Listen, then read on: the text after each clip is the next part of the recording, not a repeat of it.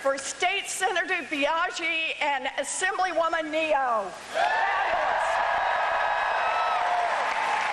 Hello, New York. Now, some of you know this. I never thought I'd get into politics.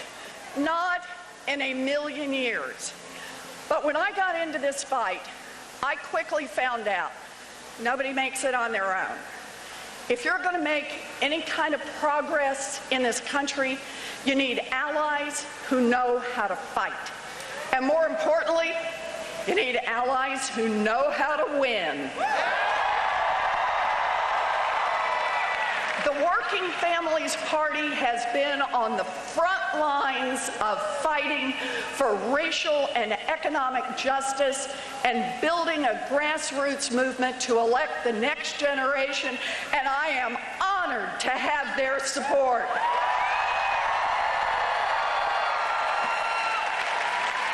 And tonight, with all of you as witnesses, I'm going to make a promise. And that is, when I'm in the White House, working families will have a champion. So, thank you, Maurice, and thank you to the Working Families Party. Now, when so many good people show up, I usually do a town hall followed by selfies. Tonight, it's a little something different. I want to tell you a story that I haven't had a chance to tell before. It's an important story about our past and about our future. But I'll stay afterwards for as long as anyone wants to take selfies. Some things we just don't mess with. So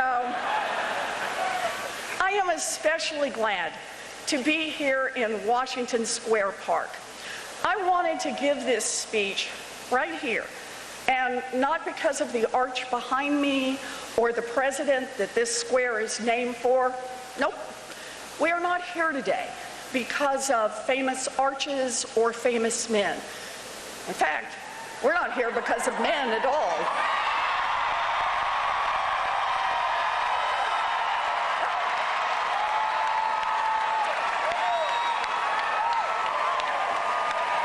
We're here because of some hard-working women.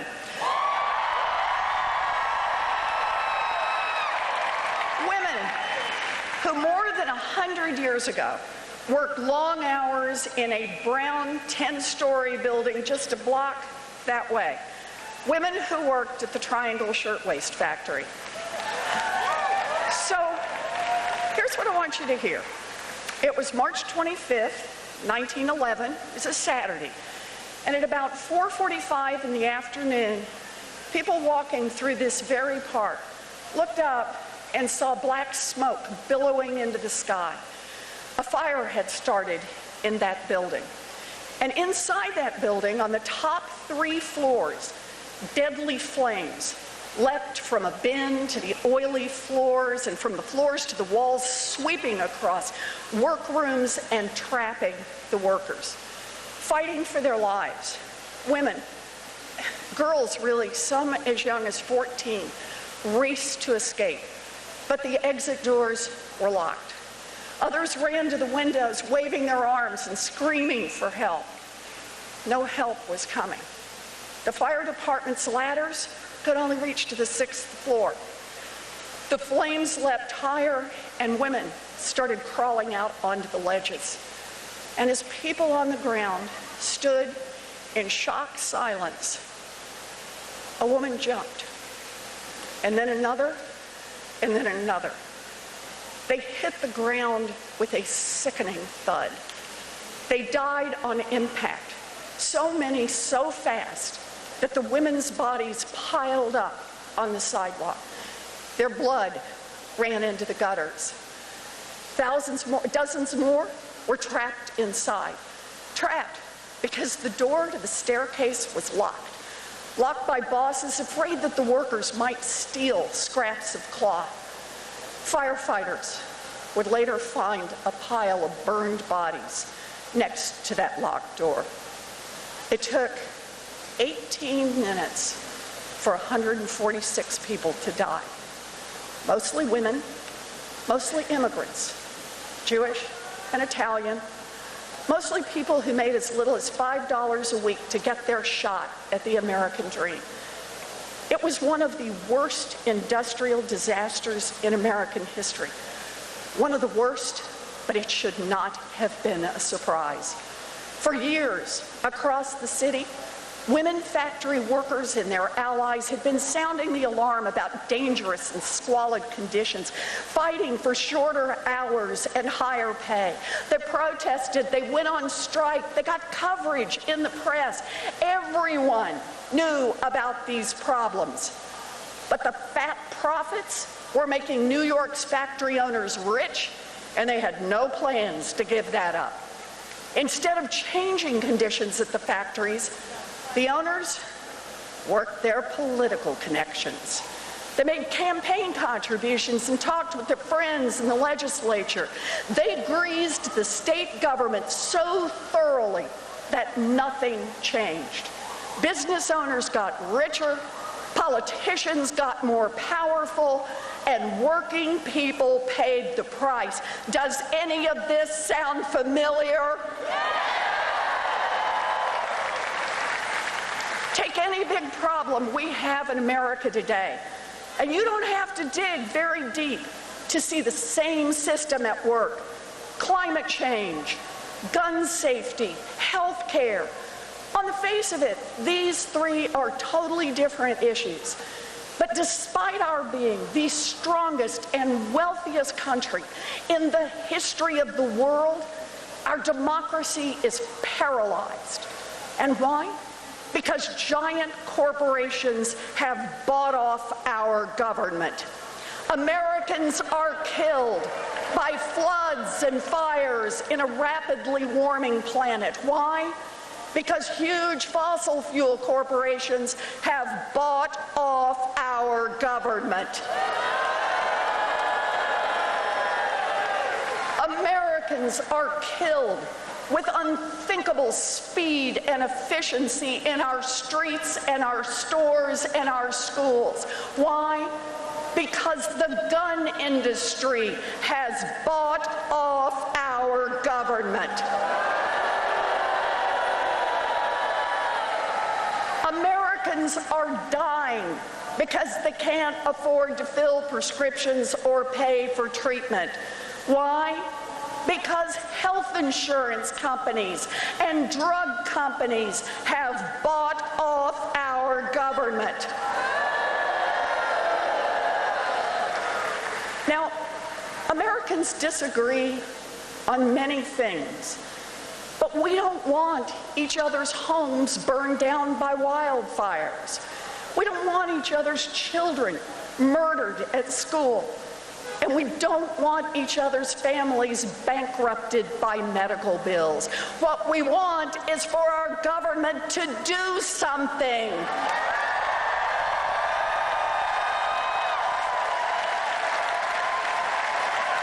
And yet, our federal government is unable to act, unable to take even the most basic steps to protect the American people.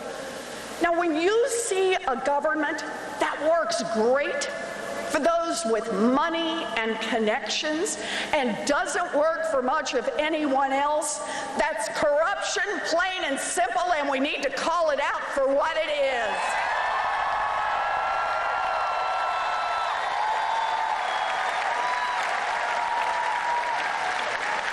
Corruption has put our planet at risk.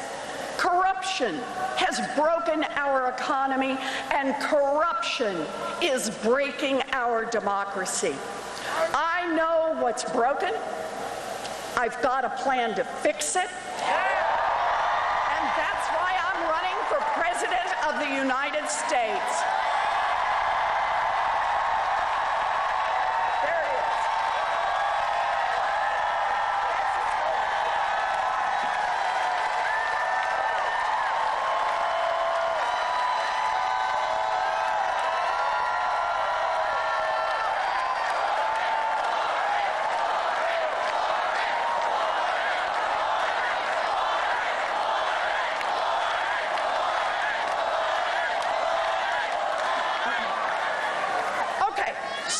let's start with the obvious.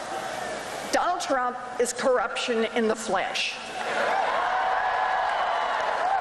He's sworn to serve the people of the United States, but he only serves himself and his partners in corruption.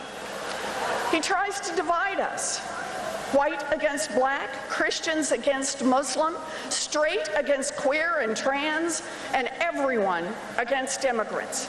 Because if we're all busy fighting each other, no one will notice that he and his buddies are stealing more and more of our country's wealth and destroying the future for everyone else. Now, as bad as things are, we have to recognize our problems didn't start with Donald Trump. He made them worse, but we need to take a deep breath and recognize that a country that elects Donald Trump is already in serious trouble.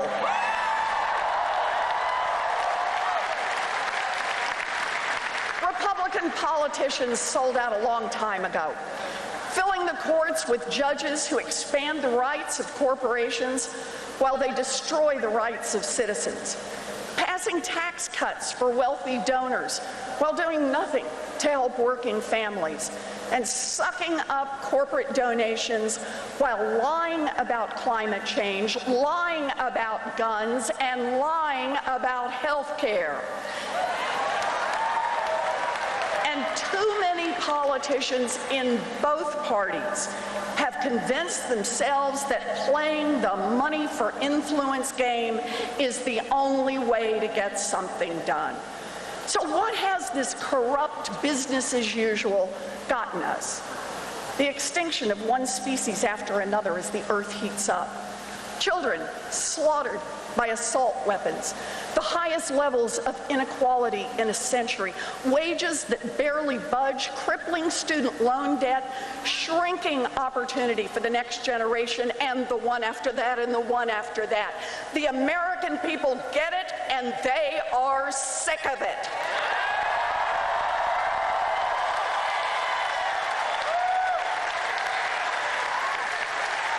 Corruption has taken over our government, and we're running out of time. We must root it out and return our democracy to the people, and yes, I got a plan for that.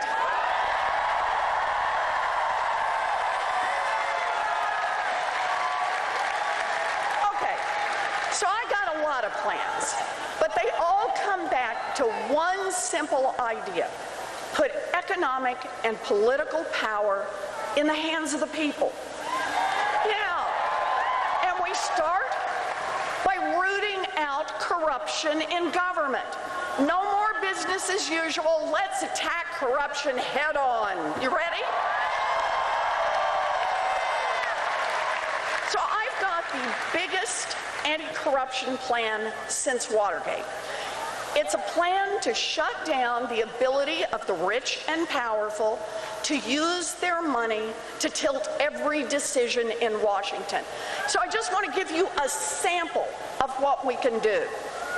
End lobbying as we know it. We can do this. No high-ranking public official should be thinking about their next job while they're collecting a paycheck to represent the American people. So I have a lifetime ban on senators, congressmen, and cabinet secretaries from ever being lobbyists.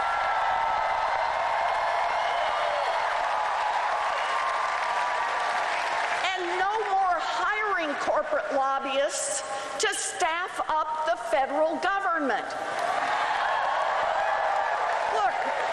The right of every person in this country to petition their government does not protect a multi-billion-dollar influence industry whose sole purpose is to undermine democracy and tilt every decision in favor of those who can pay. So let's shut this industry down and return our government to the people.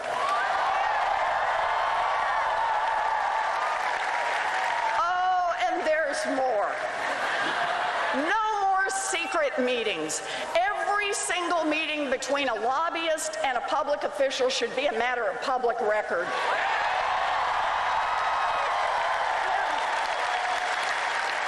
No more lobbying on behalf of foreign governments. And no more campaign contributions or bundling by lobbyists. Contributing to a campaign at the same time that you're paid to influence those same elected officials is the very definition of bribery, and we're going to put a stop to it.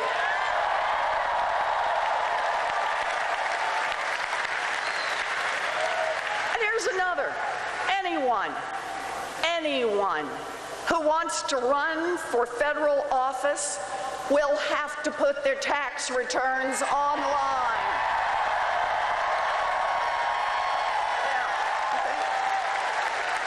And there's more. Presidents, cabinet members, members of Congress will be barred from owning businesses on the side, barred from trading in individual stocks. You know, look, take care of the people's business or take care of your own business, but you can't do both at the same time. Corruption and influence peddling has seeped into every corner of our government. So it's time for some new plans for our regulators. Far too many agencies act like wholly owned subsidiaries of the companies they are supposed to regulate.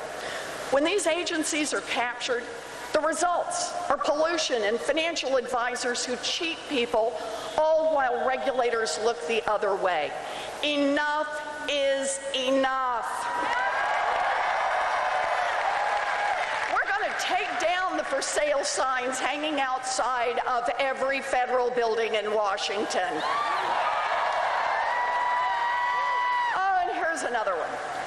It's also time to call out corruption in the federal judiciary. Increasingly, big-shot corporate lawyers are getting appointed as federal judges, and they turn out one decision after another in favor of corporations and against the interests of American consumers, against unions, and against vulnerable people who must count on the courts to protect their rights.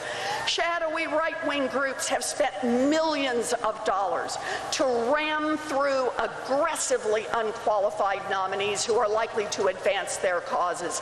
No one should be surprised that public confidence in our federal courts is at an all-time low, but we can fix it. We will rewrite the basic code of ethics for federal judges. And we will appoint a whole new generation of judges with diverse backgrounds and a wide range of legal experiences. Judges who actually believe in fundamental principles like rule of law, civil rights, and equal justice.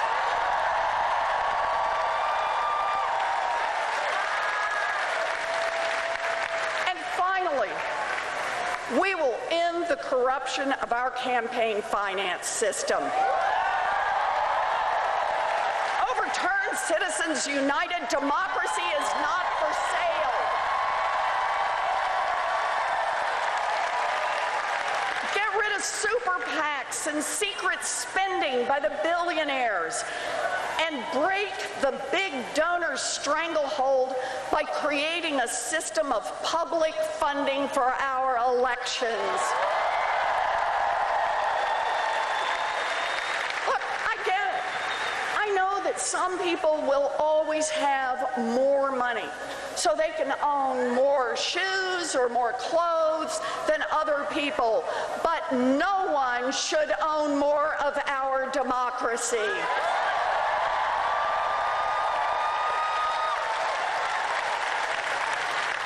Corruption comes in other forms too, and I have plans for those. A plan to end the corrupt practice practice of selling fancy ambassadorships to wealthy donors, because American diplomacy should not be for sale. A plan to abolish private prisons. No one should make a profit locking people up, and no one should have a financial incentive to lobby Congress to lock up even more people. A plan to stop selling access to federal lands and national parks to giant polluters. And to break the stranglehold of the coal industry and the oil industry in energy production and transportation. And yeah, when we're talking corruption, we need to call it out in the Oval Office. I read all 448 pages of the Mueller report. No one is above the law, not even the United States President. Impeachment is our constitutional duty.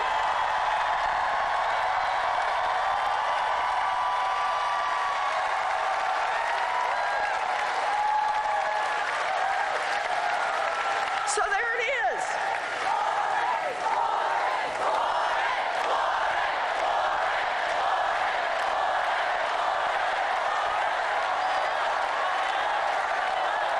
So there it is. Step one, tackle corruption head on. Step two, transform our economy so that every person, no matter where they live, no matter who their parents are, no matter how much money they have, every person has real opportunity. The chance to work hard, to play by the same set of rules, and to take care of themselves and the people they love. Corruption in Washington has allowed the rich and the powerful to tilt the rules and grow richer and more powerful. But this small slice at the top hasn't just scooped up a huge chunk of the wealth that all of us have worked so hard to produce. They have gobbled up opportunity itself. For the rich and the powerful in this country, there are first, second, third, and fourth chances to get ahead.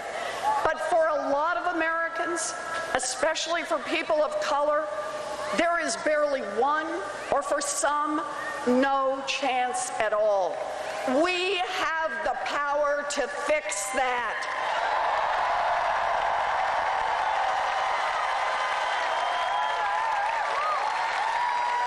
We are the wealthiest nation in the history of the world.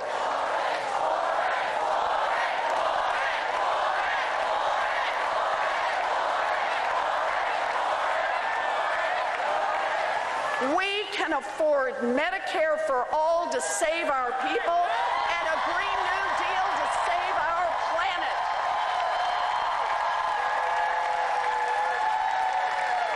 We just need real investments in working people. So let's start with more power in the hands of workers. Make it easier to join a union and give unions more power when they negotiate.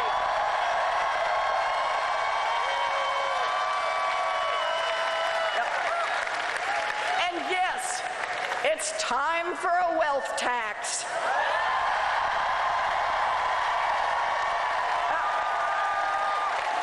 So,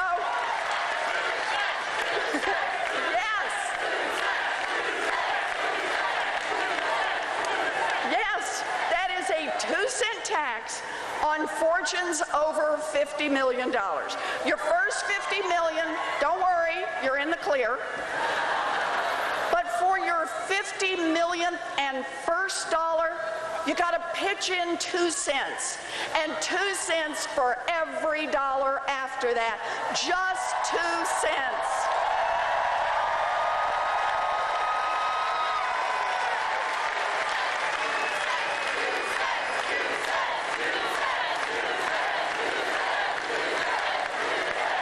So I look at it this way. You built a great fortune here in this country, worked hard, stayed up late, unlike anyone else. Yeah, you worked hard, you built a great fortune, or you inherited one. Good for you. But I guarantee that any great fortune in America was built, at least in part, using workers all of us help pay to educate. At least in part, getting your goods to market on roads and bridges, all of us help pay to build. Built at least in part, protected by police and firefighters, all of us help pay their salaries. And we're happy to do it. This is America. We're happy to invest in opportunities for everyone. But we're saying that if you make it big, really big, really big, the top 0.1% bigger than $50 million, then pitch in 2 cents so everyone else gets a chance to make it.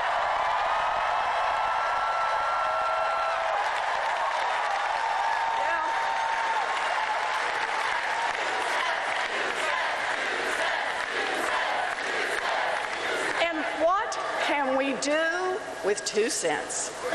Oh, universal child care for every baby in this country aged 0 to 5. Universal pre-K for every 3-year-old and 4-year-old in America. And raise the wages of every child care worker and preschool teacher in this country. 2 cents and more. We can make technical school, community college, and 4-year college tuition free for everyone who wants to get an education. And we can truly level the playing field and put $50 billion directly into our historically black colleges and universities and other minority-serving institutions.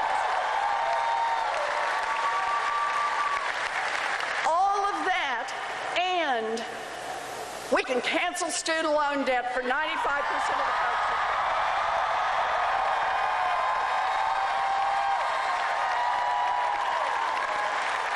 So think what that means. Real opportunity. Not just opportunity for people born into privilege. Opportunity for everyone. And opportunity, real opportunity, requires honesty. Working families all across this country have been denied the opportunities they deserve, but the path for black and brown and native families has been even steeper. And that is why my plans tackle historical injustice head on. And here are a few examples. My student debt cancellation plan will help close the wealth gap between black and white families. My criminal justice plan will end the practice of mass incarceration that has destroyed the lives of so many black and brown men. My housing plan will help families living in formerly redlined areas buy a home and start building the kind of wealth that government-sponsored discrimination denied their parents and grandparents. My climate plan includes justice for the black and brown communities that have struggled with the impact of pollution. And my plan respects the rights of Native Americans to protect their lands and be good stewards of this earth.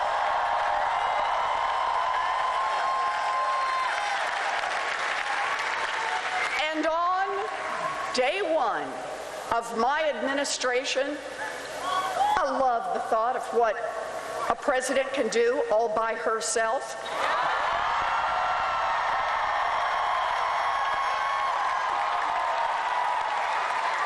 On day one of my administration, I will use my executive authority to start closing the pay gap between women of color and everyone else, because it's about time we valued the work of women of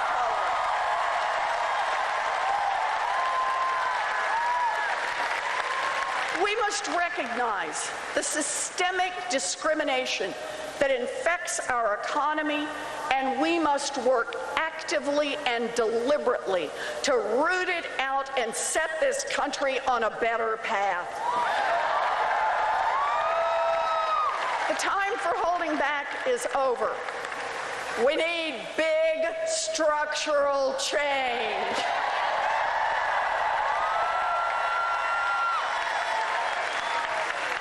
Now, I know what some of you are thinking. I do. Whoa, too much. Too big, too hard. Okay, nobody here, but we know there's some people over there, right? Way, way out. Okay. But you know, I know this change is possible.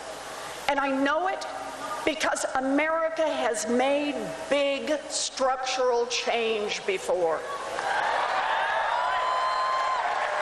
Let me take you back to the day of that fire. A woman was visiting friends who lived in a townhouse right behind me when the fire broke out. She hurried into the street. She joined the crowds as they ran across the park and headed to the Triangle factory.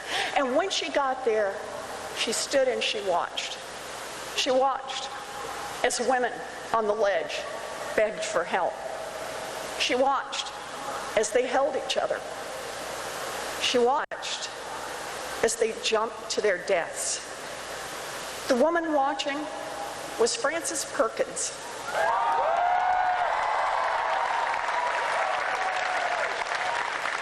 She was 30 years old and already a workers' rights activist. But that day set change in motion.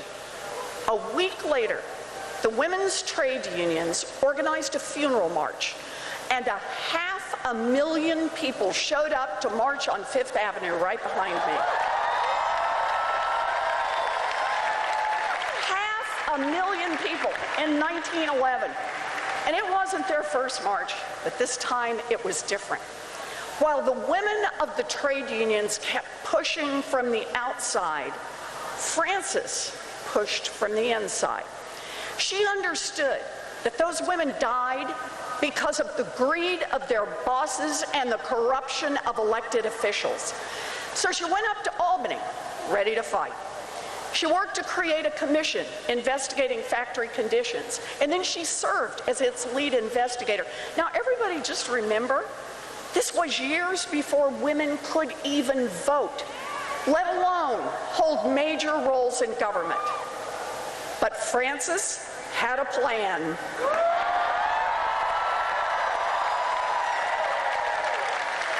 She and her fellow activists fought for fire safety, and they got it. So the next time you do a fire drill at school or at work, you see a plainly marked fire exit, think of Frances and the Triangle women, because they are the reason the laws changed. But they didn't stop with fire safety. With Frances working the system from the inside, and the women workers organizing and applying pressure from the outside, they rewrote New York State's labor laws from top to bottom to protect workers.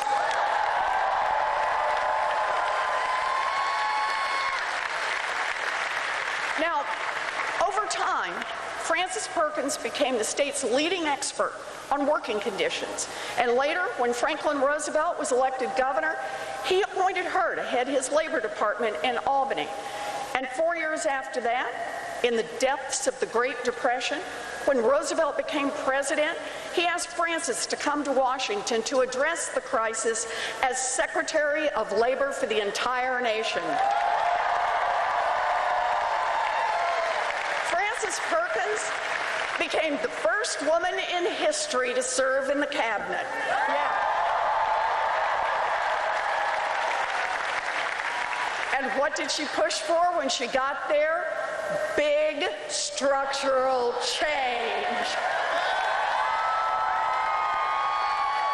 She used the same model that she and her friends had used after the Triangle Fire. She worked the political system relentlessly from the inside, while a sustained movement applied pressure from the outside.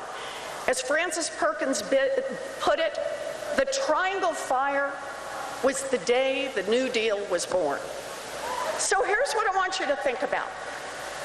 What did one woman, one very persistent woman,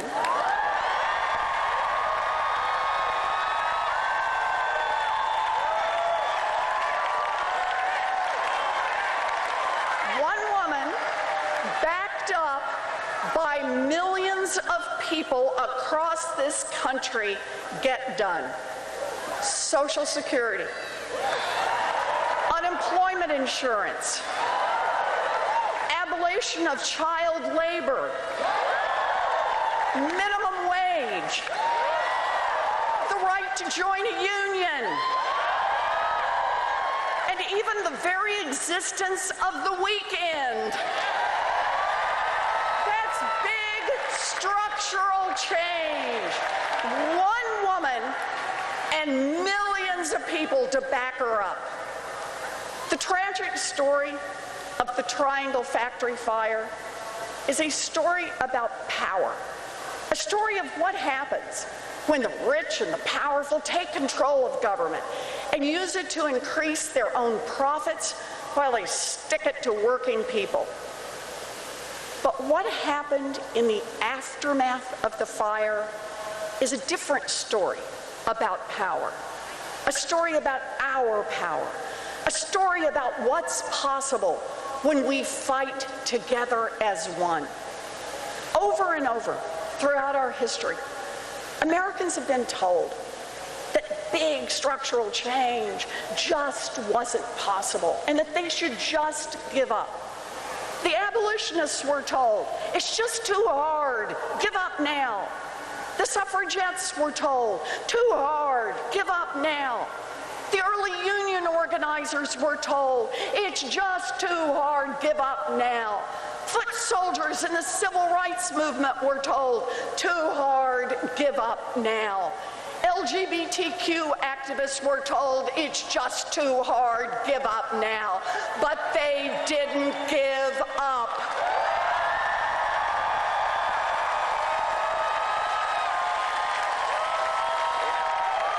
That's right. No, they didn't give up. They organized. They built a grassroots movement. They persisted. And they changed the course of American history.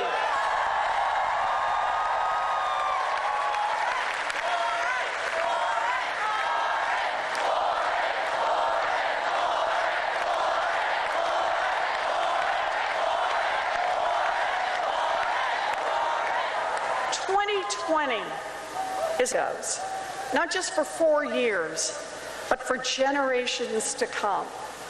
And yeah, there's a lot at stake in this election. And I know people are scared. But we can't choose a candidate we don't believe in just because we're too scared to do anything else.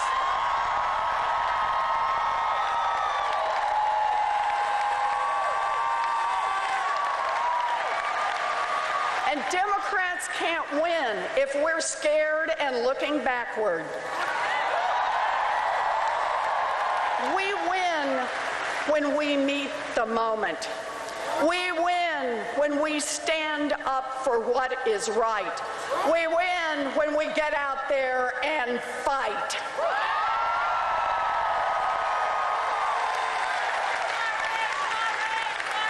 I am not afraid.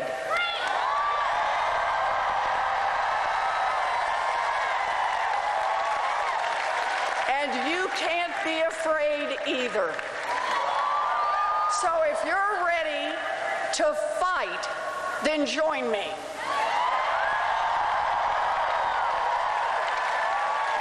Go to ElizabethWarren.com. Help us organize, volunteer, donate $5. Text FIGHT to 24477. We need everyone, all in.